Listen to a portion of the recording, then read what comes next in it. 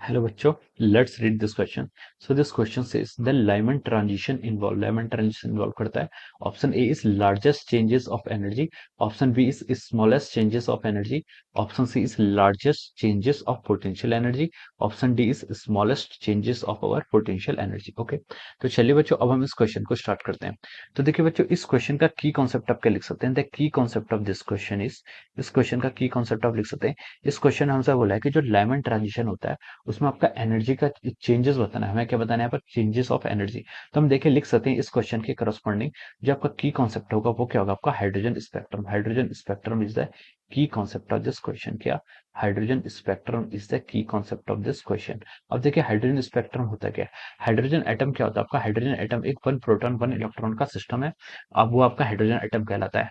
तो अगर क्या होता है हाइड्रोजन एटम में क्या होता है आपके ट्रांजिशन होते हैं. ट्रांजिशन होते हैं डिफरेंट लेवल्स में, क्या होता है ट्रांजिशन होते हैं from the ground state first excited state, और उसके करस्पॉन्डिंग हमने डिफरेंट डिफरेंट आपकी के एल एम एन क्या होती है सीरीज होती है.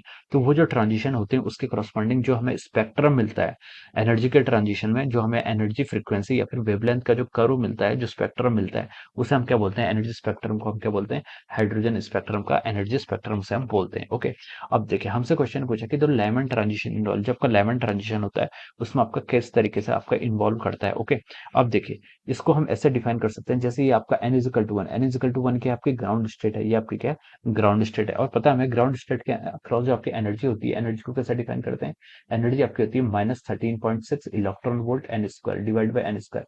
This is the energy. ये क्या होती है आपकी एनर्जी होती है. तो देखिए n is equal to one के करस्पॉन्डिंग जो आपकी एनर्जी होगी वो कितनी होगी आपकी -13.6. Similarly n is equal to two अगर हम यहाँ पर पुट करें, एन की वैल्यू टू पुट करें, तो ये आपकी एनर्जी की वैल्यू कितनी आती है -3.4. ओके, तो इसका अगर हम ग्राफ प्लॉट करेंगे तो ये आपका देखिए -3.4 यहाँ पर इतनी वैल्यू लाई करेगी.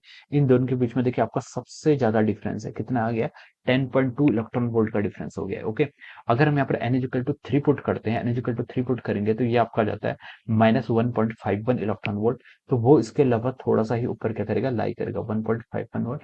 आपका क्या हो जाएगा -1.51 इलेक्ट्रॉन वोल्ट, ये आपका यहाँ पर लाई करेगा.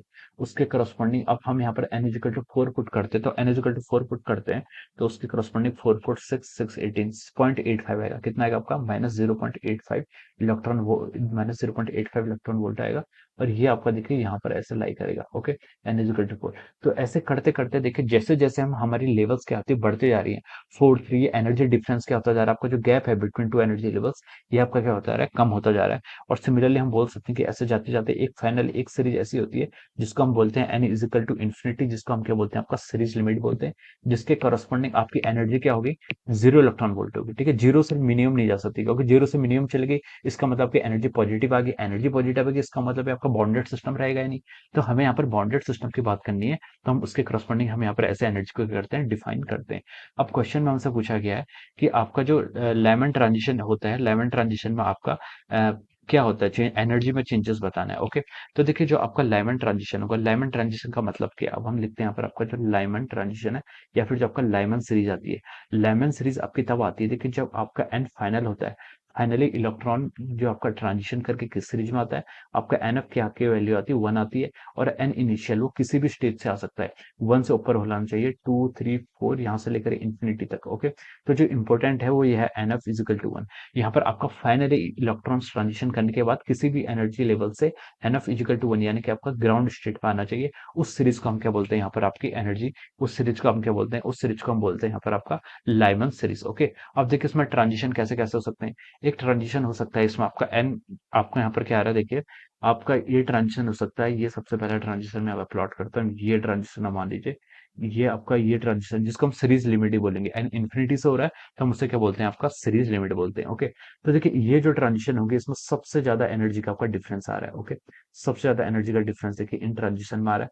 देखिए कहीं किसी भी लेवल से ट्रांजिशन हो सकते हैं, लेकिन होने किस में चाहिए, फाइनल किस में होना चाहिए, फाइनल आपका ये वन पे आनी चाहिए. ओके, यहाँ से एन इजिकल टू टू से वन भी हो सकता है, थ्री से वन भी हो सकता है, फोर से वन भी हो सकता है, और एन इजिकल टू इन्फिनिटी से वन हो सकता है. अगर आपका फाइनल वन आ गया तो उसकी करस्पॉन्डिंग हम कौन सी सीरीज बोल देते हैं, we say this is our Lyman series. ये क्या हो जाती है आपकी लाइमन सीरीज होती है.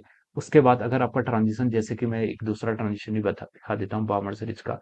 अगर आपका देखिए एन इजिकल टू टू पर आकर ट्रांजिशन हो रहे किसी भी स्टेट से हो, ये ट्रांजिशन भी पॉसिबल है. This transition is also possible, this transition is also possible.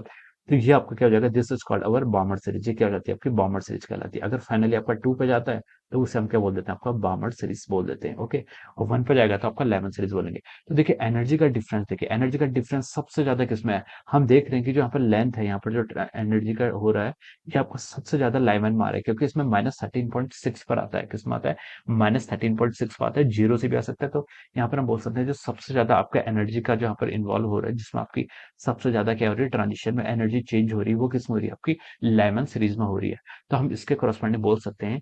उसके बाद बामर में होगी, बामर के बाद आपके पास्केन, फिर ब्रैकेट, फिर पी पॉइंट, इस तरीके से आपको चलेगा। ओके, तो देखिए lemon transition involve option A, largest change of energy. तो हम बोल सकते हैं yes, this option is the correct answer, largest change of energy हो जाएगा। ऑप्शन बी में बोला है कि smallest changes of energy, smallest changes of energy, तो सबसे स्मॉलेस्ट किस में होगा, आपका पी फंड में होगा। ओके, तो ये आपका इनकरेक्ट हो जाएगा। सी में बोला है कि largest change of potential energy, यहाँ पर हम पोटेंशियल एनर्जी की बात नहीं कर रहे हैं, यहाँ पर हम टोटल एनर्जी, जो क्या होती है, सम होती है kinetic energy plus potential energy. Potential energy कितनी होती है आपकी, minus Z square by 4 pi epsilon naught r, और वो काइनेटिक एनर्जी होती है Z square by 8 epsilon naught r. Okay, तो यहाँ पर टोटल सम की बात करते हैं, तो पोटेंशियल एनर्जी का चेंज क्या है, ये हम यहाँ पर नहीं बता रहे हैं। ऑप्शन डी भी क्या हो जाएगा यहाँ पर से, इसके करस्पॉन्डिंग रॉन्ग हो जाएगा। So we can say that the correct answer of this question is कौन सा, आपका ऑप्शन ए क्या हो जाएगा, इसमें आपका करेक्ट आंसर हो जाएगा। You can say that option A is the correct answer of this question. Okay, so I hope you all understood this concept. All the best and thank you so much.